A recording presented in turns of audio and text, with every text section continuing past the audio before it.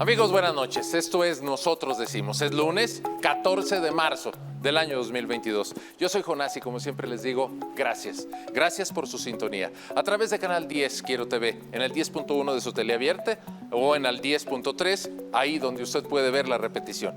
Esta noche Nosotros Decimos vamos a abordar un tema importantísimo porque significa la oportunidad o no de que tengamos un fiscal general de la República que esté al tanto de lo que a nosotros los mexicanos nos preocupa.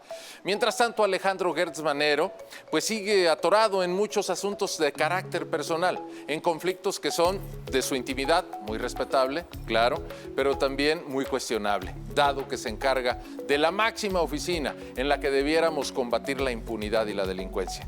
Antes de presentarle a todos los invitados que están esta noche, todos ellos conocedores del derecho, doctores todos ellos, le voy a presentar una breve cápsula que nos explica cómo están las cosas en este tema.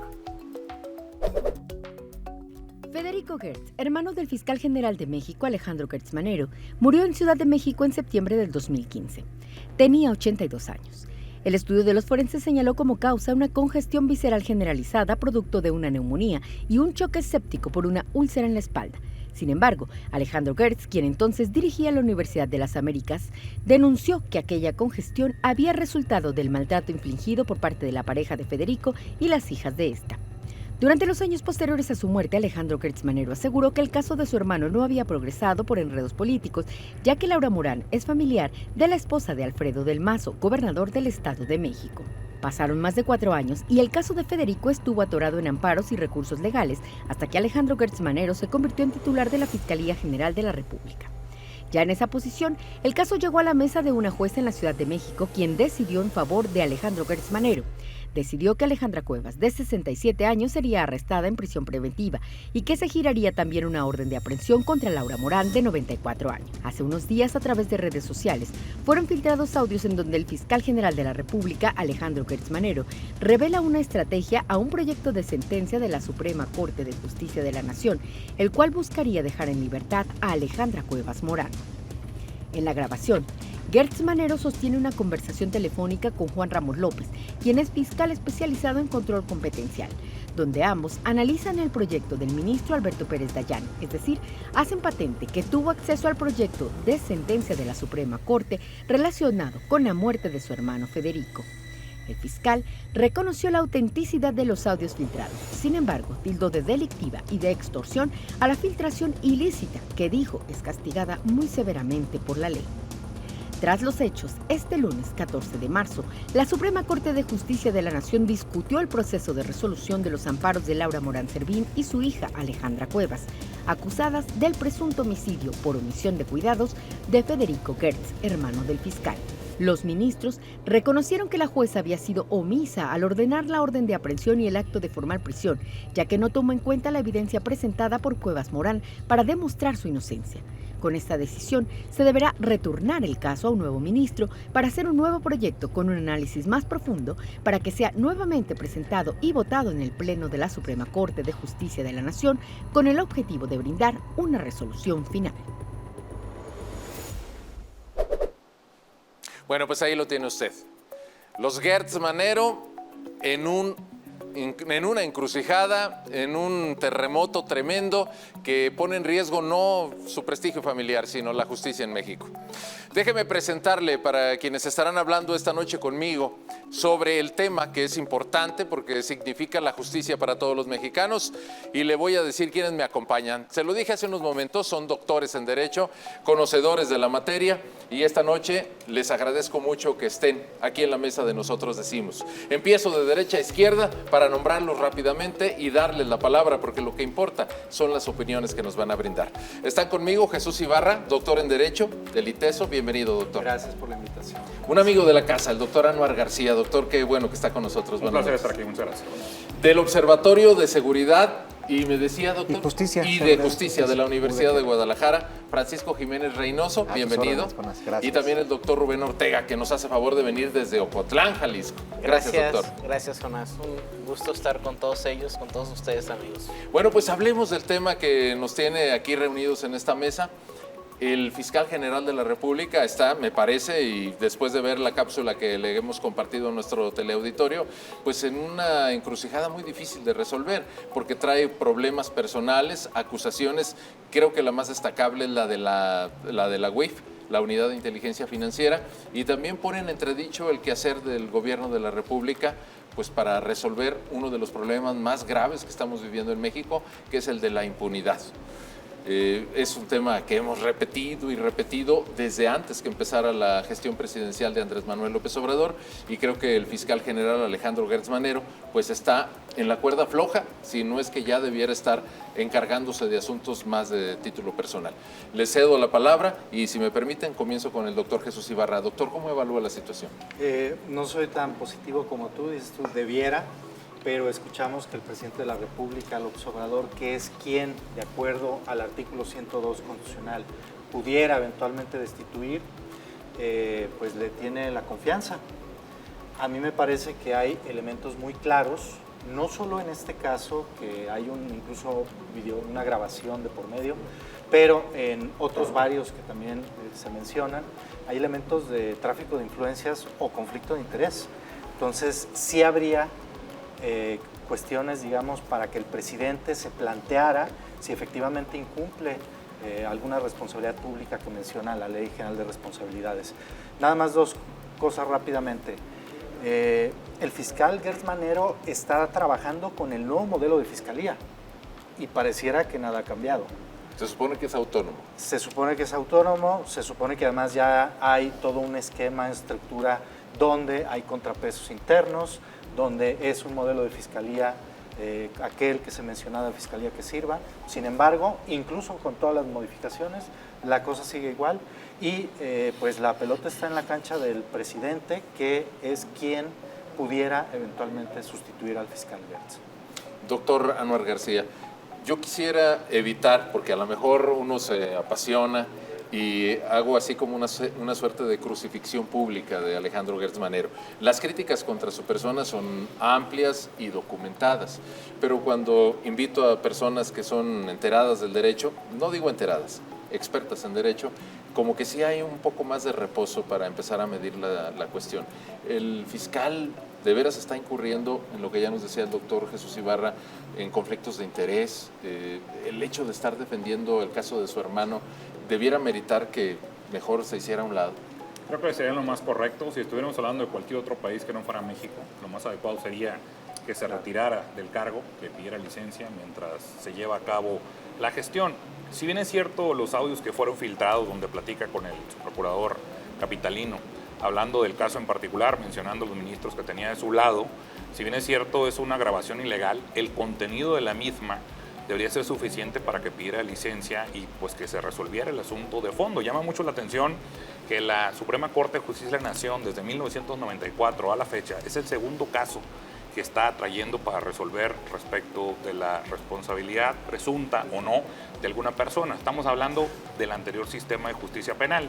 Aquí lo que se está analizando es un tema del auto de formal prisión, ni siquiera estamos hablando de una sentencia como tal, y el hecho de que lo estén atrayendo es favorable y no, por lo que se menciona del tema político, de los ministros que en un momento dado pudieran estar a favor de él. El día de hoy salió la resolución ya en la sesión. 5, pues todos votaron en contra del proyecto que fue presentado, 5 votaron por una libertad inmediata de la señora, 5 votaron por un nuevo proyecto y a final de cuentas le faltó un voto para que obtuviera la libertad inmediata. Sí se presume el tráfico de influencias y se presume porque hay que respetar la presunción de inocencia en todo momento. Sin embargo, es increíble cómo el Ejecutivo, y lamentable, el hecho de que lo esté protegiendo cuando se supone que la FGR pues es un órgano autónomo. Ahorita hablábamos de contrapesos, cosa que no tiene. Y hemos visto, más adelante platicaremos de los resultados, cómo han venido en decremento de parte de la Fiscalía General de la República a partir de esta actual administración y cómo las cosas ni siquiera lo pudieran salvar los números, porque ni siquiera la labor dentro de la institución ha favorecido para que él se mantenga más con este tema que estamos hablando y muchos de los asuntos que iremos desarrollando durante esta hora de programa. Muchas gracias, doctor. Doctor Francisco Jiménez Reynoso, déjeme recordarle a los televidentes antecedentes, retomando parte de la cápsula con que iniciamos la charla con ustedes. No solamente es el problema de que el caso esté relacionado con el hermano fallecido del fiscal, Federico Gertz Manero. También está la investigación en la que se le señala pues, de un aprovechamiento de 150 millones de pesos. Se le señala también de haber sido plagiario en un tema que se resolvió ya positivamente en favor del doctor Gertz Manero, pero que deja muchas dudas en la comunidad científica. Y adicionalmente, por si hiciera falta, está el tema en el que el doctor Gertz Manero, el fiscal general de la República, pues está relacionado con el presidente en términos de que lo está, digamos que protegiendo de manera constante en las ruedas de prensa cotidianas, las de la mañanera. Son tres aspectos que me parece dejan muy endeble la postura de quien debiera ser el defensor de los ciudadanos mexicanos ante una enorme cantidad de delitos del fuero federal que se están cometiendo continuamente. Y cito, porque pues, está muy cercano en el tiempo, el tema de los 11 feminicidios el día 8 de marzo, Día Internacional de la Mujer, que son asuntos que el fiscal pues, debiera estar atendiendo de manera permanente. Pero no, pues, está entretenido en la Suprema Corte pues para resolver un asunto que le compete a título personal, lo cual no es negativo, pero sí cuestionable. Claro, no, en mi opinión el asunto es muy sencillo. El fiscal general, Alejandro Gertz Manero, tiene que irse definitivamente a atender sus asuntos. Trae muchos asuntos personales, tiene muchos frentes abiertos. Otro de ellos que no mencionaste es el de Scherer, por ejemplo. Julio Scherer Ibarra, claro. Trae muchos problemas el señor que tiene que resolver. Una persona que tiene a cuestas una responsabilidad institucional como la que él tiene en un país plagado de fosas clandestinas, de desaparecidos, de feminicidios, como bien lo mencionas, de homicidios por todos lados que van a la alza. La violencia está desbordada en el país y tener un fiscal con un pleito con su familia que le ocupa, estoy seguro, más del 50% de su capacidad mental, porque no es un extraterrestre. Todos los seres humanos ocupamos nuestra concentración en lo que estamos desempeñando. Si tenemos problemas familiares, bueno, hay que atenderlos. El señor tiene que entender y va a dejar el cargo por las buenas o por las malas. Por las buenas, que presente su renuncia al señor y que se ocupe de sus asuntos personales. Por las buenas, que el presidente de la República hable con él y le diga, ¿sabes qué?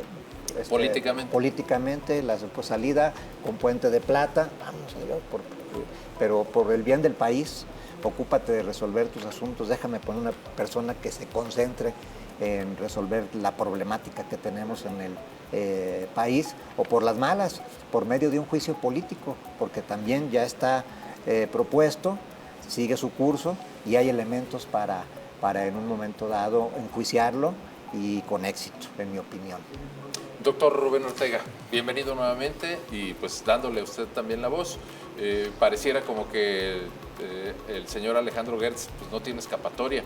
¿Usted le encuentra algún perfil de disculpa por todo lo que está pasando? De ninguna manera. Partamos de lo legal. En efecto, el Código de Procedimientos Penales, en este caso el nacional, abre una posibilidad para que cualquier funcionario público incluso pueda litigar asuntos de índole familiar de cierto grado, ¿no? Hasta el 4º grado. Eso es muy interesante, muy importante decirlo y sostenerlo. Pero de ahí a que use la Fiscalía para hablar con el fiscal capitalino, y me voy a dedicar ahorita en esta pequeña cápsula a decirlo. Estaba sentado en la silla del fiscal general de la República. No podemos decir que estaba hablando Gertz Manero, ciudadano. Estaba con la bandera de la propia presidencia de la República que se le entrega a la Fiscalía General de la República. Estaba con el aval del presidente de la República. Los logotipos que están atrás cuando le dio la entrevista a Denise Merker, si mal no recuerdo, estaban los logos de la Fiscalía General de la República. Esto en un país tan simbolista o de tanto símbolo como el nuestro, ¿qué nos quiere decir? Que está haciendo uso de la Fiscalía General de la República. En eso se traduce en que la corrupción no la ha terminado Andrés Manuel como lo dice, como se comprometió a hacerlo. Enseguida estos frentes a los que ya se refirieron todos los doctores quedan muy claros en que la propia sociedad se está dando cuenta que este fiscal no nos está dando ninguna respuesta positiva. La ola de violencia que vive México, está incendiado México prácticamente en todas las regiones, en todos los estados con los carteles y no ha podido hacer nada. La propia Gendarmería, en este caso la Guardia Nacional, la Marina, la Sedena, se ha visto rebasada como lo hemos tenido que ser testigos en las distintas cápsulas que salen en el país. Y el fiscal de la República no actúa en contra de estos personajes que al país lo están dejando con un rostro, con un perfil violento y con un perfil de delincuencia. Él está abonando a ver lo más delincuente nuestro país, puesto que esa política criminal realmente se ha convertido en una política muy criminal por parte del fiscal al tener a esa familia en la cárcel. Recordemos que dicen pareja, la pareja, quien en realidad y según los ministros tienen más obligación y responsabilidad de cuidar a ese pariente, él y los parientes consanguíneos del mismo. Entonces, quien debería estar en todo caso en la cárcel bajo esta hipótesis y teoría del caso sería el propio Gertz Manero. El hermano del fallecido, o sea, el fiscal. Sí, así es. De hecho, quiero Doctor, hacer un sí. señalamiento en ese Por sentido. favor, y perdón, doctor, siéntanse con toda la libertad de tomar la palabra. Muchas gracias. Revisando el sentido que salió el día de hoy, hablaban que el garante auxiliar, que era la base para sostener el auto de formal prisión en contra de la señora, pues no existe, es atípico. Recordemos que en los delitos existen 4 elementos de entrada, que es la conducta, la tipicidad, antijuridicidad y culpabilidad. La tipicidad es el encuadramiento exacto de la conducta en lo que dice la ley. Pues la ley no habla del garante auxiliar, por lo cual 5 ministros el día de hoy dijeron, eso ni siquiera existe en la ley, por lo cual debe dictarse una libertad inmediata. Sin embargo, 5 ministros dijeron que querían un nuevo proyecto, por lo cual puede tardar semanas en que se presente un nuevo proyecto. Pero creo que es un gran punto el que está mencionando el doctor en ese sentido, porque si hubiera responsabilidad en ese sentido, pues sí, efectivamente sería de parte del hermano. Pero como ni siquiera existe en la ley, la señora no tiene nada que estar haciendo dentro de prisión. De hecho, en México SOS, ahorita que lo estamos comentando, habíamos hecho un pronunciamiento en ese sentido cuando se pidió nuestra opinión, ya estamos hablando cerca de un año. Respecto de la falta de tipicidad, hoy se está diciendo así, pero para que se den cuenta cómo se politiza el tema de la justicia, y una persona donde no existe esa figura con la cual la tienen dentro de prisión, la siguen sosteniendo dentro de prisión, y es como dijo Arturo Saldívar el mismo día de hoy, están pateando el bote para seguirla teniendo dentro injustamente. Que no nos sorprenda a nadie que el 83.8% de los casos que FGR lleva ante un juez solicitan una prisión justificada, y entonces va en contra de la misma naturaleza del sistema de justicia penal, que se supone que las personas tendrían que estar gozando del beneficio del principio de presunción de inocencia, cosa que no sucede. Ahorita les paso unos datos para que sigamos platicando. Ok, muy bien. Bueno, nada más apuntar, la señora Alejandra Cuevas lleva ya casi 2 años en prisión, en un asunto que evidentemente está en cuestión, y a mí me llama mucho la atención que los propios ministros de la Suprema Corte hayan empatado en la votación, cuando pareciera que es clarísimo, es así como libérenla de inmediato y que la investigación siga su curso en la acusación que hace Alejandro Gertz de que hubo omisión en la muerte de su hermano, porque no lo cuidaron debidamente, que ese es el tema de fondo, ¿no? Pero si me permiten, regreso. Sí, doctor. Sí, nada más en medio minuto, con toda la razón del doctor Anuar. En efecto, hay una ilegalidad total, hay una violación al artículo 14 constitucional que nos funciona desde hace muchos años para que cualquier persona que sea procesada tenga que realizarlo por una ley que aplique exactamente al caso. Siempre había habido 2 garantías en el 14 constitucional, la legalidad y lo que le dieron a llamar el debido proceso, que antes era apegarse a las formalidades del proceso. Nada nuevo han descubierto, nada nuevo nos trajo el sistema de justicia. Lo único fue lo que también comentó el doctor, la incertidumbre jurídica que existe con esta famosa medida cautelar de prisión justificada, puesto que antes la certidumbre jurídica hablaba del término medio aritmético y posteriormente de los delitos de gravedad. Bueno, muy bien. Doctor Rubén Ortega, estamos hablando también con el doctor Jiménez Reynoso, doctor Anuar García, doctor Jesús Ibarra. Voy a ir rápidamente a la pausa. Regreso, esto es Nosotros Decimos. Vamos ahora, después de esta pausa, a revisar el papel de la Suprema Corte. Yo me pregunto, y creo que nos preguntamos muchos, ¿por qué el tema llegó hasta la Suprema Corte? ¿Porque se trata del fiscal general? ¿O porque hay materia de fondo que justifique que los 11 ministros del máximo tribunal del país hayan atendido un asunto tan particular? Bien, estamos de regreso en Nosotros Decimos. Me acompañan el doctor Rubén Ortega, me acompañan el doctor Jiménez Reynoso, me acompaña el doctor Anuar García y también el doctor Jesús Ibarra. Todos ellos expertos en derecho, han dedicado muchos años a revisar el derecho constitucional, derecho penal, pues todo lo que tiene que ver con la administración de justicia tan deseable en México. Y regresando con ustedes, yo les quiero preguntar por su apreciación de lo que tiene que ver con el papel que desempeña la Suprema Corte. Doctor Jesús Ibarra, en este caso, a mí me sorprende mucho que el tema haya tenido que llegar al Pleno de la Suprema Corte y además que haya un empate entre los ministros en algo que aparentemente es tan dilucidable, tan evidente. A lo mejor yo soy muy ingenuo. Dirían los abogados, a reserva de conocer las actuaciones del expediente. Comentábamos ahora en el corte, pues que pareciera un caso fácil por lo que ya señalan los doctores, y en otra integración yo casi estoy seguro que hubiera sido un caso de trámite, no en la corte, ¿sí? Y este caso muestra algo también muy peligroso, no solo el uso político de la Fiscalía, sino los contrapesos que la Suprema Corte como un poder autónomo debe de tener respecto del Ejecutivo. Destaco dos cosas. La primera, el presidente de la República habló de que tiene confianza con el fiscal, pero la confianza hacia un colaborador, en este caso de gobierno, es la confianza hacia un ministro, hacia un secretario, no hacia un órgano de Estado que tendría que ser un órgano de contrapeso. La Fiscalía evidentemente no está cumpliendo con esa cuestión y el presidente de la República no lo ve como un contrapeso, lo ve como una persona de perder o ganar confianza y a partir de ahí ejercer la atribución de removerlo.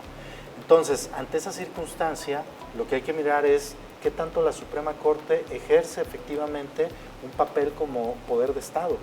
Y con los nuevos nombramientos de los ministros, como ustedes saben, desde que el presidente López Obrador está con la atribución de nombrar ministros, de proponer el nombramiento, hay 4 ministros que ha propuesto.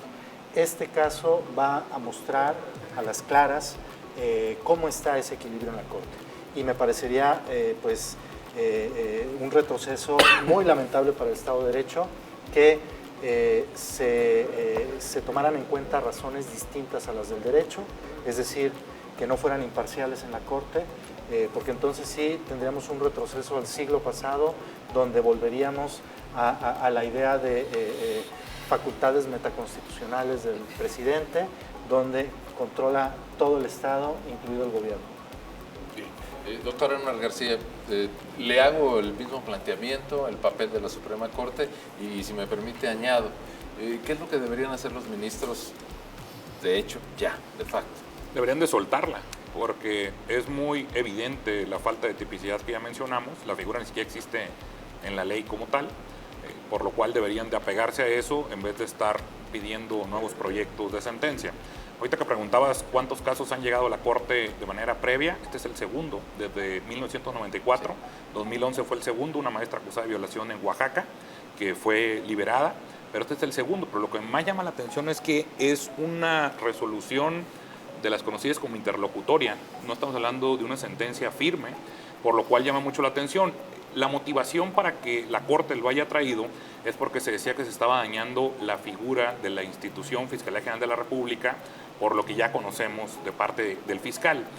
Pero es un caso donde si se dejaran de politiquería, como dice el presidente de la República, deberían de dictar una absolución inmediata de la señora, porque no hay forma de sostener una acusación cuando no existe la literalidad en la ley que eso sea un delito. Es decir, cuando la mujer, porque además es hija de quien fue pareja, porque ni siquiera fue consorte, pues se le está señalando, se le está acusando de no haber atendido a la presunta víctima en todas sus necesidades. Y eso ha implicado que permanezca en privación de su libertad. Así es. Eso no se puede sostener penalmente. No se puede sostener penalmente en la Ciudad de México, y así lo señalan los 5 ministros, en el sentido de que eso no está estipulado como delito precisamente en esa entidad. Entonces, eso es suficiente para que inmediatamente la absuelvan. Es como si aquí en Jalisco nos quisieran acusar, vamos a poner el ejemplo más sencillo, Guanajuato, donde está penado el aborto, pero hay otros estados como Ciudad de México donde no está penado el aborto. Es como si quisieras tener a alguien detenido por el delito de aborto en la Ciudad de México cuando no existe la literalidad de la ley que te diga que es un delito quien realice el aborto hasta tal o cual semana lo interrumpieran. Es exactamente lo mismo aquí. Si no existe en la ley, no tiene nada que estar haciendo dentro de prisión, pero es increíble la mala defensa que tuvo la señora porque se dedicaron a intentar defender y a probar que sí le dieron la atención cuando ni siquiera existe en la ley. ¿Y sí será mala defensa, doctor? Es Sí, decir, claro. ¿son abogados incompetentes o hay una participación política de intereses cupulares? Es que no existe en la ley, Jonás. Me gustaría decirte que es un tema meramente político, por eso está dentro de prisión, por la cuestión política, pero si no existe en la ley, no tiene nada que estar haciendo dentro de prisión. ¿Por qué no atacaste el tema de la tipicidad? Lo desconocemos. Lo están diciendo hoy los ministros y yo te auguro que dentro de las próximas semanas la señora va a terminar absuelta y como bien señalaban los doctores, pues Gert Manero no tarda en presentar su renuncia. Doctor Francisco Jiménez Reynoso, usted tiene, y lo hemos conocido a lo largo de una trayectoria ya bastante dilatada, una lectura muy puntual de lo que ocurre políticamente. Hablemos no tanto de las especificidades legales, porque pues esas no sostienen el caso, sino de las especificidades políticas. ¿Por qué mantener al doctor Alejandro Gertz Manero en el cargo cuando hay tantos elementos, como ya los mencionamos, y usted añadió su pleito personal con Jesús Scherer Ibarra, pues que lo hacen impresentable para ejercer un cargo tan importante como el de la Fiscalía General de la República, que además es de reciente creación? ¿Por qué está ahí? Es muy sencilla la respuesta. Son de los dinosaurios de antaño, de esos de piel de elefante, piel muy dura, una caparazón que puede Resiste todo. casi con todo. Sí, pues están hechos a la vieja usanza, con la vieja escuela. Es ridículo lo que está sucediendo, es un absurdo totalmente el que esta mujer ya de la tercera edad esté en la cárcel. Le aventaron las instituciones a esta mujer, hombre, es una injusticia total. Hay la cifra negra en México, y veamos el caso de Jalisco, por ejemplo, es impresionante. ¿Cuántas personas que son víctimas de un delito no denuncian? Porque no va a pasar nada, porque la van a revictimizar, porque van a perder el tiempo. Y cuando logra una persona presentar su denuncia como puede, el 90% se va a archivo muerto, vamos, pues allá nada se investiga. Los pocos casos que se abre la carpeta de investigación, que son muy poquitos, bueno, pues es una investigación deficiente. ¿Cómo podemos pensar que una mujer de la tercera edad está en la cárcel si no es, pues que le aventaron todo el peso y el aparato del Estado por las influencias que tiene este señor en el poder en este momento? Es muy sencillo, es un abuso de autoridad, evidentemente. Por ello creo que debe dejar el cargo. Yo analicé la conducta incluso de la familia, el lenguaje corporal en el que se expresan la hija, sobre la mujer, incluso cuando refieren que llega Gertz Manero a decir, es que están matando a mi hermano. Pues, si hubieran querido matarlo, lo mataban, estaba postrado, hombre. Es que no lo están cuidando como debe de ser. Bueno, pues no son unas profesionales quizás, pero ahí le estaban brindando la atención posible y a medida de su inteligencia y capacidad.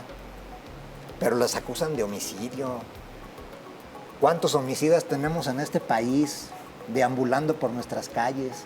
¿Cuántos delincuentes de cuello blanco andan como si nada, placeándose en nuestro estado, en nuestro país, y no les pasa absolutamente nada? Y a una mujer de la tercera edad, refundirla en la cárcel, me parece un exceso, una injusticia, y ojalá y esta información le llegue al presidente de la República, que se precia de ser un hombre justo. Esto es una injusticia, en mi opinión. a todas luces. Doctor Rubén Ortega, le preguntaría por su opinión, no solo como jurista, sino también como observador del fenómeno público. ¿Qué va a pasar después de esto?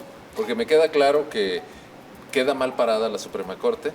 Obviamente que está caído el fiscal Alejandro Gertz y supongo yo que con el curso de los días van a aparecerle, como luego dicen, más muertos en el closet, porque tiene muchos enemigos en el propio grupo de gobierno. Pero si una de las banderas de la Cuarta Transformación es eliminar la impunidad y la corrupción, pues ¿hacia dónde nos dirigimos con esto? Y le pregunto al jurista. Bien, desde mi muy particular punto de vista y así como ecléctico entre todas las ramas, primeramente el derecho penal constitucional es el derecho más humanista. ¿Por qué? Porque en él tiene que ver la libertad, dado que la pena de muerte está erradicada de nuestro país, la libertad y el patrimonio. Y hablando en este caso de la libertad, quedó la Suprema Corte con los ministros que votaron o que pretendían votar por aquel proyecto en donde se diera para efectos como una corte de cuarta. Y así, no de la Cuarta Transformación, una corte de cuarta. Porque eso de los efectos ni siquiera la ley de amparo lo preveía. Ni siquiera la ley. Porque la ley de amparo es muy clara. Hay que volver las cosas al estado que se encontraban antes de que sucediera el acto de autoridad, de que se violentara la ley. Ella debe de estar libre. Si hablamos del homicidio solamente, ya dentro de la teoría hay doloso y culposo, y el culposo es por imprudencia o por negligencia, y si es por omisión cabría en la negligencia. Estamos hablando de un homicidio culposo en donde ni siquiera cabe la medida cautelar de prisión oficiosa. Partiendo de ahí, ¿cómo justificar una prisión en contra de una persona de la tercera edad en las condiciones de salud que se encuentra y cuando le estaba prestando un auxilio en sus posibilidades? Desde ahí empezamos a hacer la argumentación. En efecto, la defensa pues tiene un gran despacho, pero se nota que le falta explicar, se le nota que le falta argumentación.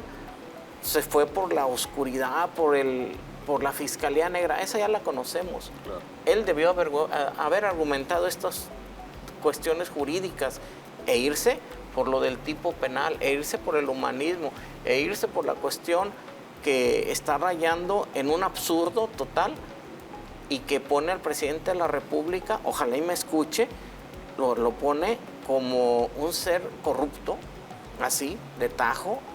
Espero que lo oigan y se oiga fuerte, porque da vergüenza que se esté escondiendo en un fiscal que no hemos tocado el caso, está nombrado por 9 años. Entonces aquí está apostándole a los 6 años, más los 3 años que pueda estar, para que le cubra a las espaldas. Digo, es la lectura inmediata, Juan José Ramón, José Ramón López Beltrán, y al presidente, etcétera. ¿No? Tú me preguntaste sobre esta cuestión y esa es mi lectura. Esos 9 años, él lo quiere sostener hasta los 9 años para cubrirse 3 años y no le pase, por ejemplo, lo que a Raúl Salinas le pasó cuando Carlos Salinas entrega a Zedillo la banda presidencial. Ahora bien, en este sentido, que es una sospecha muy inmediata, que salta por sí sola, ¿ha fracasado, doctor Jesús Ibarra, la Fiscalía General de la República? Porque evidentemente Alejandro Gertz Manero tiene sus conflictos personales, este es uno de ellos y muy fuerte, quizá el más grande que ha enfrentado, pero la Fiscalía pues es una entidad autónoma. ¿Fracasa? Porque además es nueva, la estamos viendo como una respuesta a la PGR que nunca funcionó. Totalmente fracasa la Fiscalía, pero un proyecto que venía caminando, además con mucho apoyo ciudadano, académico, institucional, y resulta que este nuevo proyecto de Fiscalía, con el titular del fiscal, pues se vino abajo. Se vino abajo porque, pues coincido con lo que se comenta en la mesa, pareciera que el principal valor que debiera tener un titular es la lealtad al proyecto del presidente. Y, como dice el doctor Ortega, bajo esa lógica no opera el nuevo modelo de fiscalía. Lo que opera es garantizar impunidad, transeccionalidad, cosas que justo el nuevo modelo trataba de evitar. los 9 años era para cambiar administraciones presidenciales. El que hubiera un consejo técnico ciudadano era para elegir qué casos sí, qué casos no investigaba la fiscalía. Entonces, el fiscal Gertz Manero se ha encargado de arruinar el nuevo proyecto de fiscalía, que ni siquiera ha despegado. En lo único que ha funcionado es el nombramiento de él, pero todo lo demás ha quedado como anteriormente operaba la Procuraduría, es decir, con criterios políticos. Y me preocupa que el mensaje que se mande es que lo que cuenta es la lealtad de la justicia al presidente en turno. Y este mensaje pues se daría si no ocurre la renuncia, claro, o si no ocurre la destitución del fiscal. Aquí, doctor, ¿la destitución es facultad del presidente o es por parte del Senado? Es facultad del presidente y desde luego el Senado avalarla con mayoría calificada. También pudiera ser el juicio político, que en esta lectura de lealtades al presidente, como sabemos, él tiene la mayoría, entonces es difícil que un juicio político sea la vía adecuada, debiera de serlo, no lo es, pero si el fiscal no renuncia, no es removido, el mensaje que se envía es que las instituciones en este país no cuentan para nada y le pueden arruinar la vida a cualquiera de nosotros en cualquier momento y no hay manera de evitarlo. Lamentable. Si te tropiezas con el enemigo inadecuado, cuidado, te tropiezas mal. Doctor, lo veo que está haciendo cuentas desde hace rato. A ver, tengo datos yo por qué ha fracasado esta fiscalía. Sí, interesantes los datos del doctor. Sí, mira, ha bajado en un 30% el número de investigaciones desde que ellos entraron en 2018 a la fecha. Cuentan con menos personal, los primeros 2 años se fue el 10%, pero no olvidemos los 1.500 despidos que tuvieron el año pasado todavía, tema bastante grave.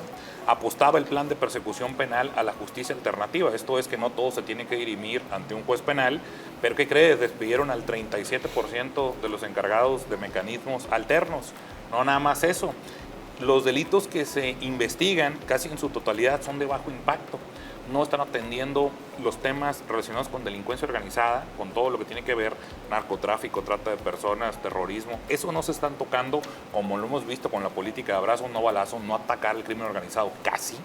Y lo que tenemos es, pues el 58.37% de los asuntos han sido por armas de fuego, 2.25 delitos fiscales, 1.97 delitos patrimoniales, 1.25 por tema de hidrocarburos y el 24.6 lo tienen como ni siquiera determinados. El rezago de Fiscalía General de la República es del 52% en la investigación de sus asuntos. Pero eso sí, la prisión preventiva la piden el 83.8% de las veces. Exista o no prisión preventiva oficiosa, van y la justifican para que las personas se queden dentro de prisión y dejar la marca. Esto no es una FGR nueva. Esto es una FGR de los 70s, la que destruye, la que viola el principio de presunción de inocencia, pero no nada más eso. La cifra negra, las personas que no denuncian son el 94% de los delitos que se cometen y del 6% restante que sí denuncian, solamente el 4.4% de los asuntos se resuelven, 95.6% de impunidad tienen ellos. Esa fiscalía es algo totalmente roto. Si no me crees, date una vuelta por la delegación del Estado de Jalisco, que tienen 2 años sin elevador. Y cuando tenemos que ir a un asunto, que si tenemos que ir para hablar con los peritos, por ejemplo, tenemos que caminar 8 pisos de escaleras para poder ir a hablar con alguien donde ni siquiera le están destinando los recursos para tener una FGR activa que dé resultados, y tal parece que se están dedicando a atender más asuntos personales que los que son de investigación y castigo a favor de la sociedad. Y estos datos se corroboran también con los datos de la nueva Fiscalía Anticorrupción, que depende directamente del fiscal general y tiene pues ningún caso resuelto favorablemente. La nacional. La nacional. Sí, ningún caso resuelto. A ver, están en proceso, por ejemplo, el tema de Obredec, que también incluso ahí se ha hecho bolas de investigación, cuando los demás países han puesto la muestra de que Obredec tenían todo para...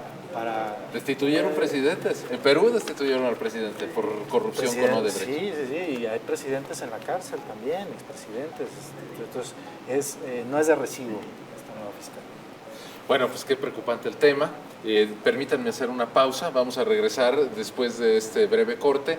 Estoy platicando con Rubén Ortega, Francisco Jiménez Reynoso, Anumar García, Jesús Ibarra Cárdenas, todos ellos doctores en Derecho, especialistas en la rama y además observadores acuciosos del fenómeno cotidiano de la impartición de justicia en nuestro país. Gracias por continuar con nosotros. Nosotros decimos, así se llama nuestro programa, y le estoy dando la voz a los invitados esta noche, 4 doctores en Derecho. Empiezo ahora de izquierda a derecha: Jesús Ibarra, Anmar García, Francisco Jiménez Reynoso, Rubén Ortega. Todos ellos universitarios. Por sus manos han pasado muchas generaciones de estudiantes y además actualmente están pasando también por sus manos muchos casos actuales de lo que nos está pasando en México, que creo es un estado de injusticia. Esa es mi opinión. Ya ustedes me dirán si me estoy yendo por el lado opuesto de las cosas, pero después de revisar el papel del fiscal, bueno, ya se concluyó, creo que no hay ninguna voz discordante, el señor fiscal debería alejarse del puesto. Ya se concluyó que también queda muy comprometida la Suprema Corte de Justicia de la Nación, tristemente, además de que, como decía el doctor Jesús Ibarra, pues haya ministros que tienen una corriente de simpatía con el presidente, lo cual no es nuevo, creo que siempre ha sucedido, pero deben atender también a su carácter de ministros de la Suprema Corte, a su currículo profesional. Pero además nos queda también la lectura política de la que ya dábamos cuenta. Ahora, de aquí en adelante, ¿qué es lo que se puede esperar en el caso particular del tema de los Gertz Manero? No sé si el fiscal vaya a irse o no, si le vayan a hacer juicio político o si proceda algún consejo presidencial en lo interno. Pero de aquí en adelante, ¿qué es lo que podría pasar, doctor Anmar García? ¿La señora eventualmente quedará libre porque no hay ninguna carga de culpa, ninguna responsabilidad? Sí, estoy seguro que la señora va a terminar libre porque ya existe este criterio de parte de 5 ministros. El nuevo proyecto tiene que venir hacia ese sentido y si nos queda un poquito de dignidad en el país y en la Suprema Corte de Justicia de la Nación, tienen que resolver conforme a derecho y la van a tener que liberar. Seguramente se negociará en esta época el que Gertz Manero se retire de ser el fiscal general de la República. Seguramente van a señalar cuestiones de salud, como siempre lo hacen, o alguna otra situación, pero no hay manera de sostenerlo, ni por los números que te acabo de mencionar, ni por tanto escándalo que trae, porque pues lo antecede una serie de cuestiones que hacen presumir actos de corrupción. ¿Y qué pasaría con la fiscalía, doctor? Pues tendría que venir un nuevo fiscal general de la República, tendrá que ser aprobado por el Congreso, y creo que a todos nos favorece el hecho de traer un rostro nuevo siempre y cuando no sea la vieja guardia como ocurrió en esta ocasión. ¿Qué debería ocurrir? Esta es la pregunta que creo me parece importante. Yo siempre sostengo que si no hay respaldo económico en las políticas públicas, pues todo queda en un mero discurso. ¿Qué debería ocurrir con la Fiscalía General de la República? No. ¿Cuánto le deberían dar? Número uno, le faltan muchos recursos, han tenido recortes de miles de millones de pesos, por eso ya mencioné el caso incluso del elevador, que parece un chiste, pero son 2 años que no funciona aquí en la delegación de Jalisco. Les faltan mucho más recursos. Ese despido de personal tan impresionante que han tenido ha sido también por la falta de recursos, pero se tendría que reestructurar el plan de persecución penal. Parece bueno, sin embargo no se cumple con el mismo. Te tienes que adecuar hacia lo que va todas las normas constitucionales y las normas internacionales para dar una justicia cierta al país. Es de lo que más hemos estado carentes en México durante lo que va de este periodo del sexenio de López Obrador, pero esa sería la manera correcta, traer esa fiscalía que sirva, que bien mencionaba el doctor, con la finalidad pues de dar resultados a todos los mexicanos, pero mientras sigan jugándole a la austeridad republicana y no le metas al tema, pues allá fuera el crimen organizado que ya domina la mayoría de los delitos, están muy contentos, gaste y gaste, y teniendo un control absoluto del país. Bueno, voy con ustedes enseguida, doctor Rubén Ortega, doctor Jiménez Reynoso. Déjenme preguntarle al doctor Jesús Ibarra. Usted ha estado trabajando, ya lleva varios años en el sistema estatal anticorrupción. ¿Qué lectura le podemos dar a esto? Porque pareciera como que terminamos desinflados, desesperanzados, si el propio titular de la Fiscalía General de la República, si la propia delegación en Jalisco, pues no nos pueden garantizar ni siquiera acceso a recursos mínimos para que hagan su chamba. Después de este evento, ¿qué es lo que nos puede esperar, doctor Jesús Ibarra? La mala noticia es que no esperamos nada nuevo. Es decir, tanto el sistema nacional como el sistema local anticorrupción, para lo que alcanza es para juzgar faltas administrativas, básicamente, es decir, a la burocracia de este país. Lo que no va a ocurrir es que las fiscalías locales o nacional puedan, como en otros países latinoamericanos ocurre, imputar a un presidente, a un secretario de Estado, es decir, que sean fiscalías de Estado. Tampoco ocurre con las contralorías o función pública. Entonces, esa parte es evidente en casos como este. Otra cosa, hay elementos para que el fiscal sea investigado claramente por faltas administrativas graves, especialmente conflictos de interés y tráfico de influencias, y ya lo decíamos, no solo en este caso, sino en otros más. Es el pleito que tuvo con el exdirector de la UIF, Santiago Nieto, con el exconsejero jurídico de la presidencia. El general Cienfuegos, que en 3 días resolvieron la investigación. Qué barbaridad, o sea, ¿Pero quién podría investigarlo? debería ¿Quién le investigarlo pone el cascabel la al gato? Fiscalía Anticorrupción, que depende de él. ¿Quién en investiga al cuanto a su investigador? nombramiento. Sí, porque no hay autonomía. No hay autonomía, exactamente. No tienes autonomía, no hay atribuciones reales para un proyecto de ese calado. Y pues lo que tenemos es una impunidad legalizada que se gestiona desde la Presidencia de la República y que el presidente es la única persona que decide quién sí y quién no el plan de persecución penal como tendría que ser. Esto es un retroceso que pues nos lleva varias décadas atrás, nos lleva prácticamente el siglo XXI a operar con la Procuraduría, Al 20 será. Perdón, el siglo XX, 1970 por ahí, ¿no? 70s, 80s, con los usos y costumbres, las prácticas que pensábamos que estaban erradicadas. Entonces, creo que ahora ya hay un costo político para el presidente tendrá que mover ficha porque internamente incluso ya genera un conflicto político y el peor mensaje es que no pasará nada y que todo siguiera igual. Doctores, doctor Rubén Ortega, doctor Francisco Jiménez Reynoso, no es que yo quiera omitir los asuntos nacionales.